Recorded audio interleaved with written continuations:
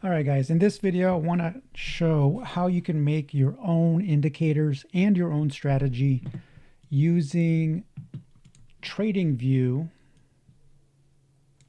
and Perplexity. So that right there, what you see is my own custom indicator in PineScript.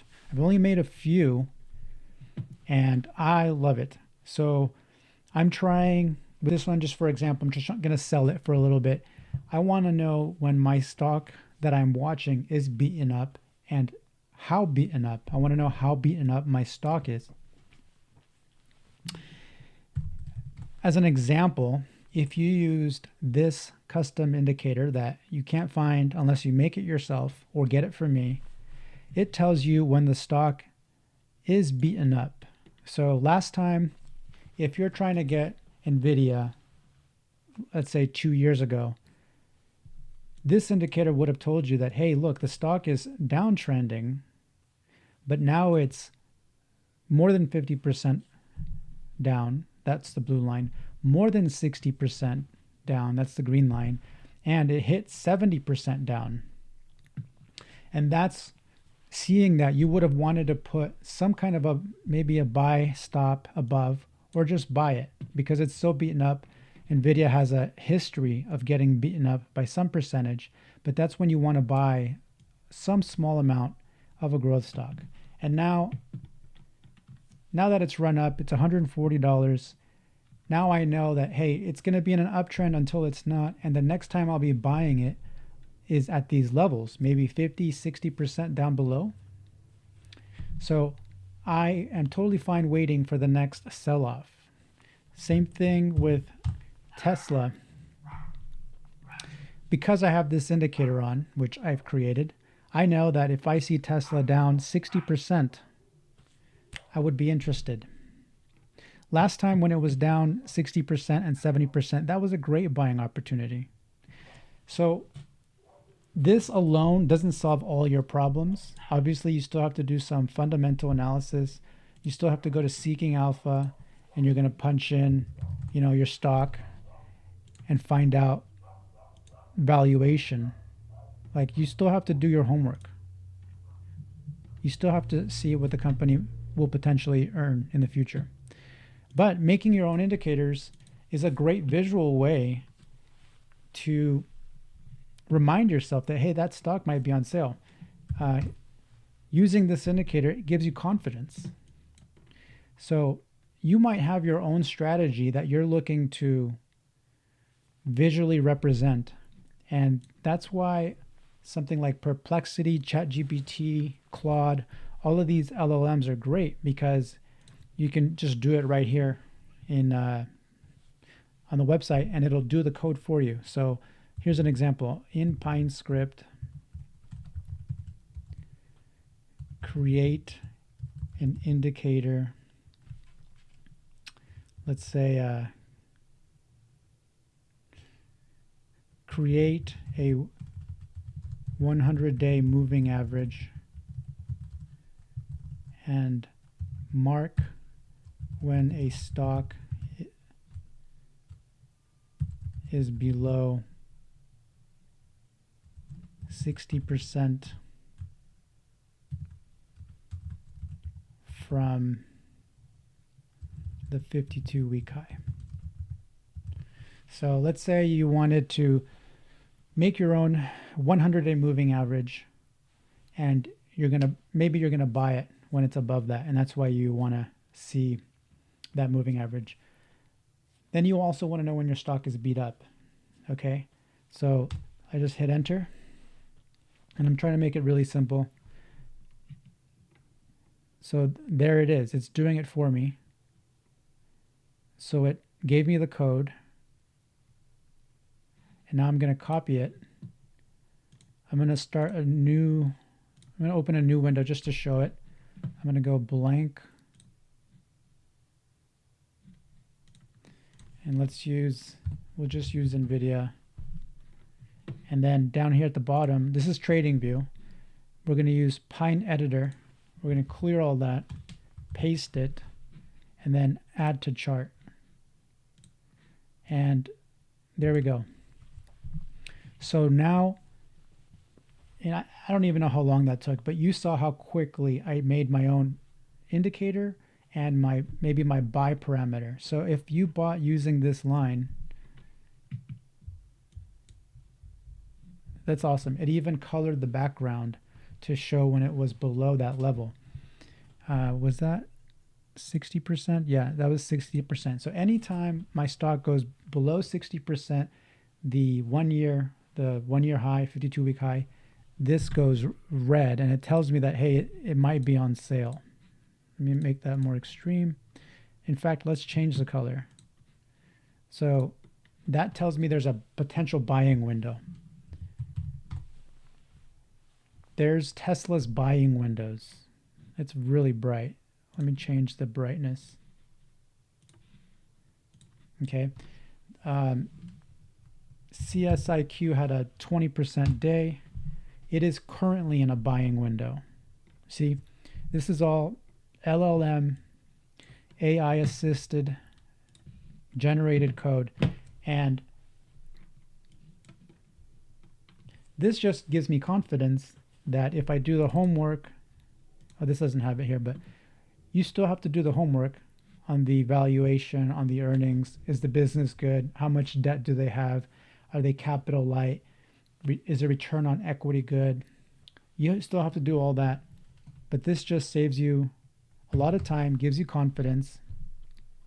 IQ stock, it's telling me it's below the 100-day, it's more than 60% underwater, so that's attractive. Like here's Mobileye, it's in a green buying window. OKLO was underwater, 60% below 52-week high. Now it's out, so I would be less eager to buy it. What are other hot stocks?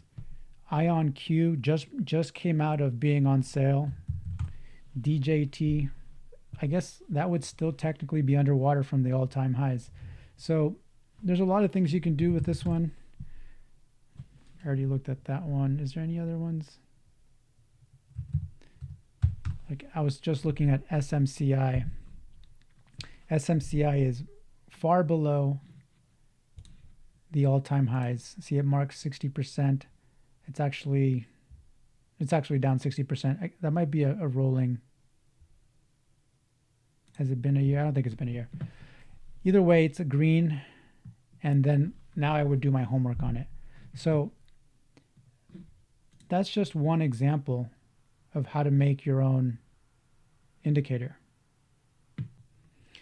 All right, so that was how you make your own indicator. You can do your own trading strategies using that. I will warn you, you could have a lot of errors that you could have to troubleshoot. Just copy the errors and put it back into Perplexity, and it should be able to fix the errors. It might take a few times, but you should be able to work out any bugs.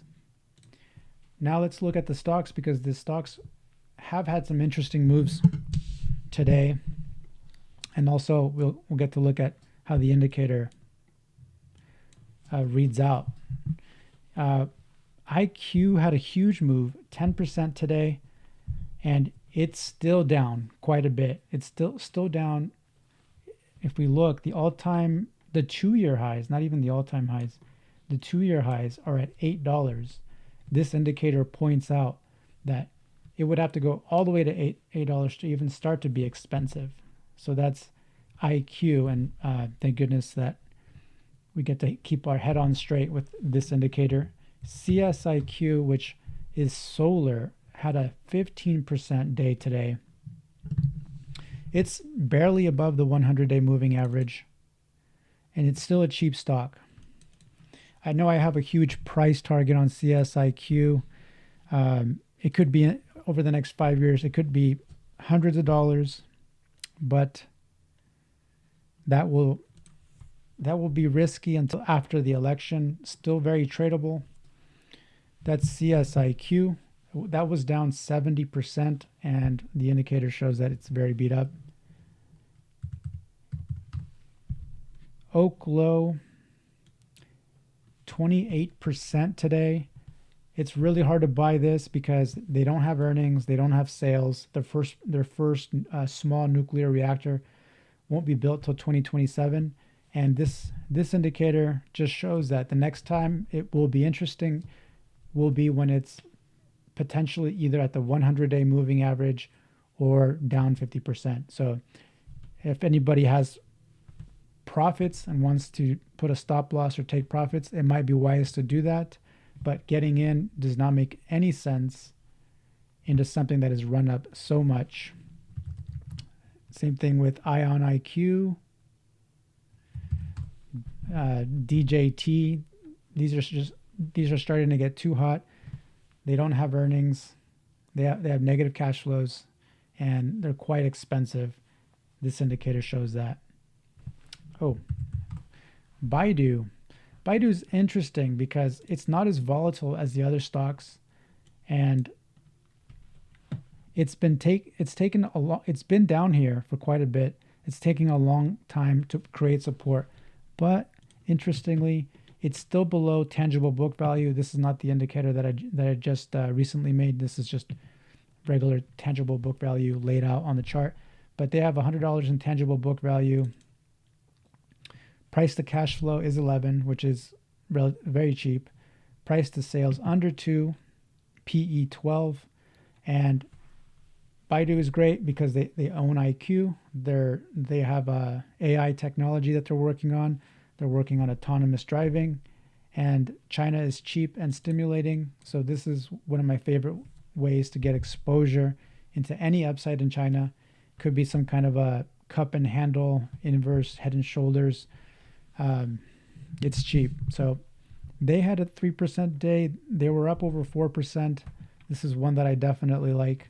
And again, they own a big chunk of IQ.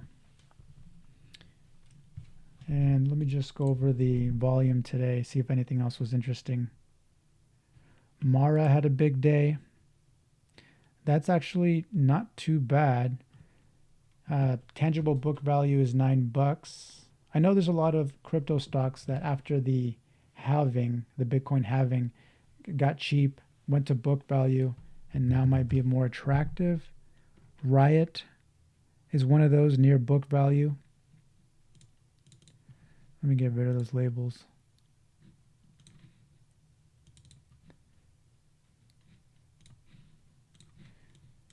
Yeah. There was another one, BIDF. That one was up big. It's up big today, 12%. But I thought it was closer to book value. So you can see how you can get a lot of information off the charts it's not really technical analysis. It's actually fundamental analysis or quantifiable statistical analysis. Whereas pure charts, they're not as reliable. Like if you're looking to trade with patterns, you're gonna get misled.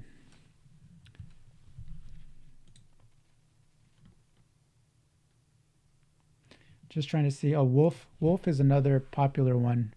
It's on StockTwits. It's a very popular one. But as you can see, price to sales is almost 20, so that's quite rich. Normally for a growth stock, you wouldn't want anything more than 10 times sales. Price to cash flow 44, so that's a lot of optimism. And the PE ratio is showing negative 35. Let me just look at Wolf real quick. TerraWolf.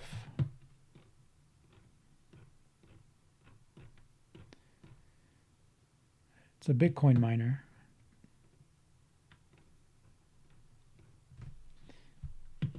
Yeah, so in 2026, it's attractively priced for 2026, but it's not that attractive. It's already priced at 24 times 2026 earnings. It's a 43 PE for next year 2025's earnings. Yeah, so I personally would stay away, but I know a lot of people are trading it. It would have to fall a lot to become attractive on my radar. So In summary, I'm a fan of making your own indicators depending on your investment style. So if you're a trader, long-term investor, if you can't find an indicator that you love, go make one. And you can do all that with Perplexity. If you have any questions, put them in the comments and we can address them.